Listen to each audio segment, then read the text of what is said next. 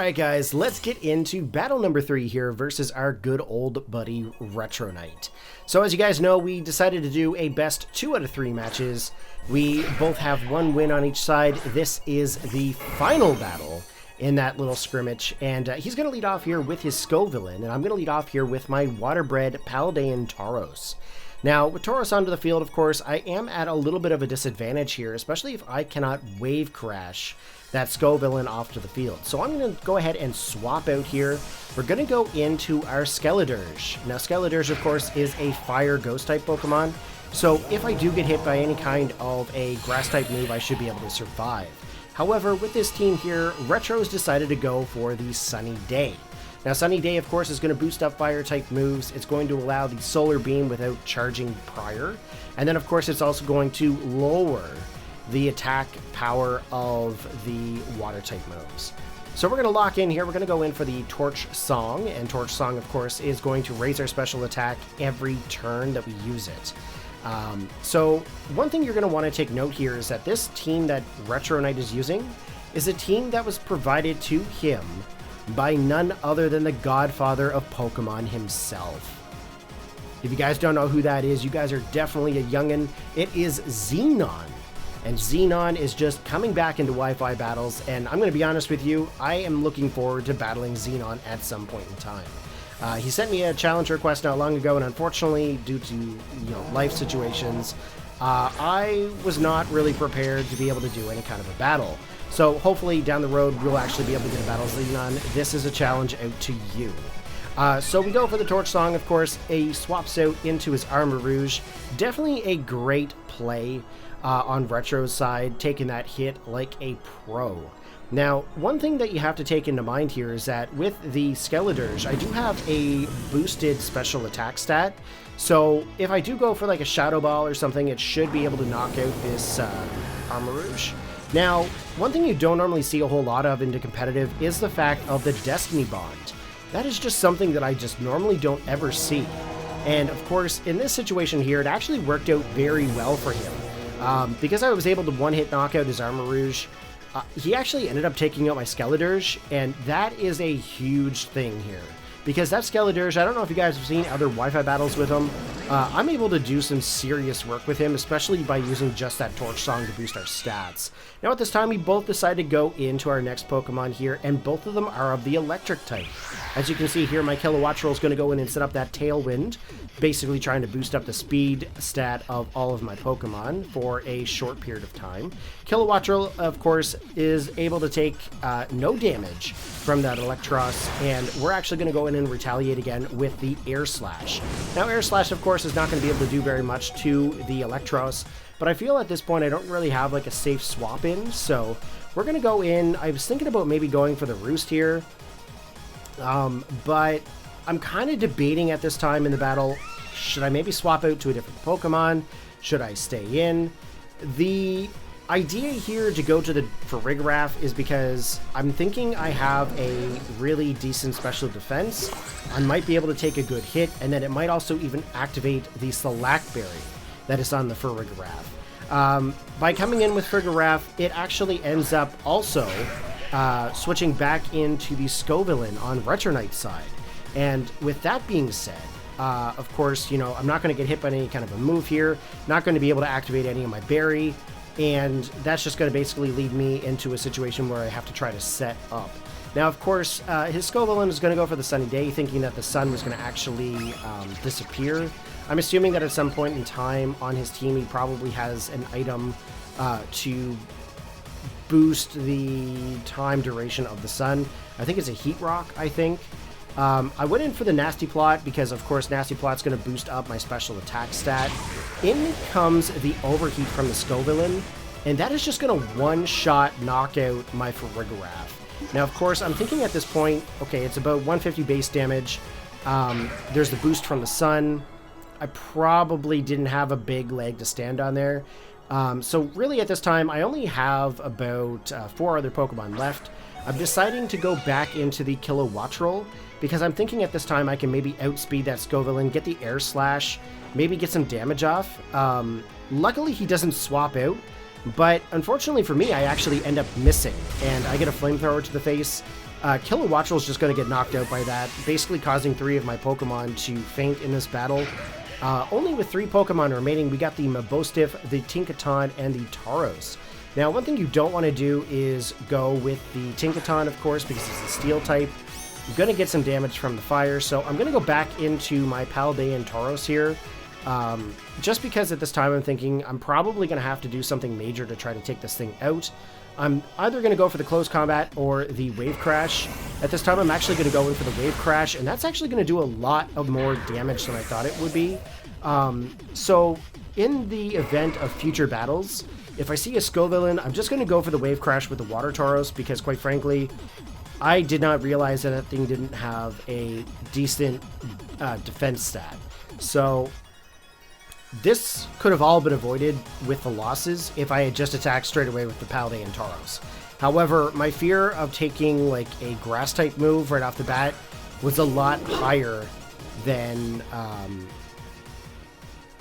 basically my thought process. My fear basically got the best of me there. So he comes in with his Mabostiff, and Mabostiff, of course, it's a dark type Pokemon. It's kind of an interesting Pokemon altogether because it's a very bulky, very defensive kind of Pokemon. But at the same time, it does get a couple of fairy type moves, and I really don't want to lose Tauros. Like, Tauros is like the big player in this match for me. Now that Skeldurge is gone. So I'm going to go in with the Tinkaton here. Now, the interesting fact with the Mabostiff is it actually boosted its speed there with that grass move. That's something that I definitely want to try putting on a couple of other Pokemon, maybe even Scovillain. Maybe to try to boost up the speed there. Might be somewhat of an idea. Tinkaton, of course, took that attack like a champ.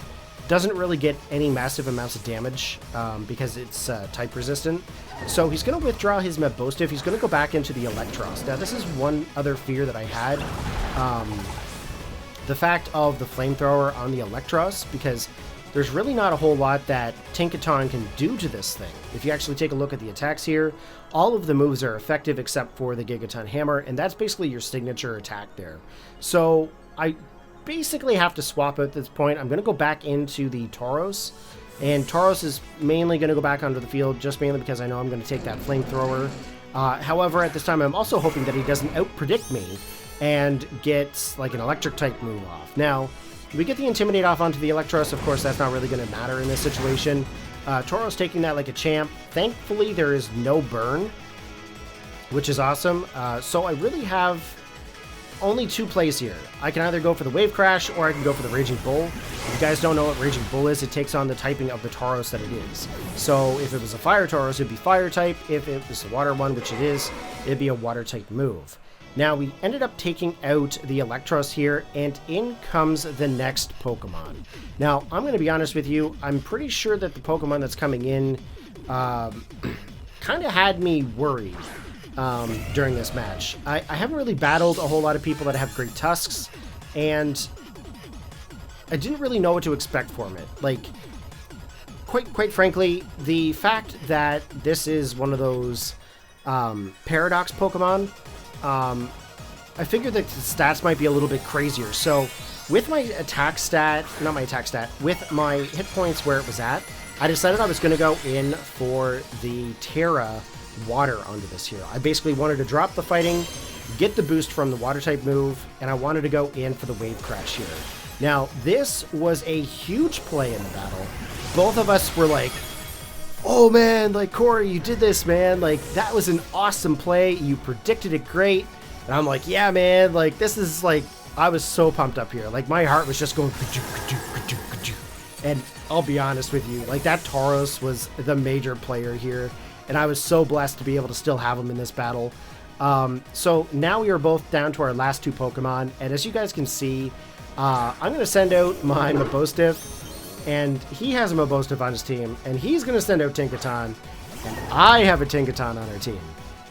So with that being said, we kind of have the same Pokemon here, and we're kind of trying to maybe try to outplay each other. Now, one thing I'm going to say here, I've done enough battles here with Mabostiff. I definitely am going to try to get rid of that comeuppance like attack. I haven't found a use for it yet. It works, it doesn't work. I think there's a lot better, probably, dark type moves that I could probably put onto the Mabostiff. So luckily for me, I have Fire Fang on my Mabostiff, and that is actually super effective to that Tinkaton, and he's actually just going to gain a little bit of health there with the leftovers. I've got some leftovers too, which is pretty cool. We're both eating some leftover Chinese food. If you guys know, Chinese food doesn't really last that long. In comes to play rough, of course. Down goes my Mabostiff, but I still have my Tinkaton. And my Tinkaton has been pretty epic in some Wi-Fi battles lately. That hammer is, like, the coolest part about Tinkaton. Definitely, 100%. So I have an Assault Vest Tinkaton. I don't know what Retro's running on that Tinkaton that he has. Oh yeah, actually, sorry, it was leftovers. Got the Mold Breaker here. We've got a couple of options. I'm going to go in for the Fake Out because I kind of want to prolong the match a little bit, because I'm trying to debate what the best move to go up against this Tinkaton is. Whether it's just going in for the Gigaton Hammer, if it's just going to go for the Play Rough. I could have gone for the Ice Hammer. Really at this point, it's kind of all up in the air. You don't really know what to do here in this situation. So after doing a little bit of calcs, I was thinking, okay, you know what, Gigaton Hammer is probably the best option there for me. So we're going for the Gigaton Hammer, and luckily we're able to just one hit it, knocking him out. So now we're both down to our last two Pokemon. Sorry, our last Pokemon. We've got two Pokemon between us, sorry. Mabostiff, of course, coming onto the field. I'm going to be honest with you, Mabostiff is a really cool Pokemon. I really like the way that it's designed.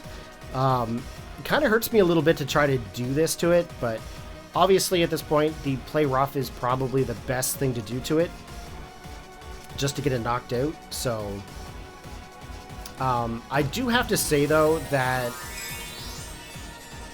the battles that I've had versus Retro have been fantastic. He's an awesome battler, guys.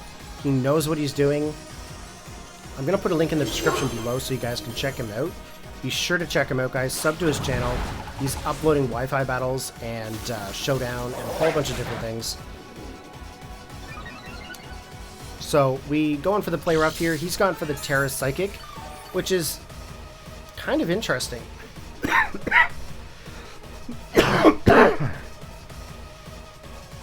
So he's got the Psychic Fangs. Psychic Fangs is going to do some damage. Not a whole lot. You might want to put Fire Fang onto this guy just because of the whole steel typing, but then again, I can understand why he has the Psychic Fangs in case he goes up against like a fighting type Pokemon. So luckily that is going to be the battle. So good game, Retro. Thank you very much for the match, and I hope you guys all enjoyed the battle there today. If you did, be sure to post your comments in the comment section below. I am looking forward to hearing from you. All right, take care, have a good one, and as always, peace out.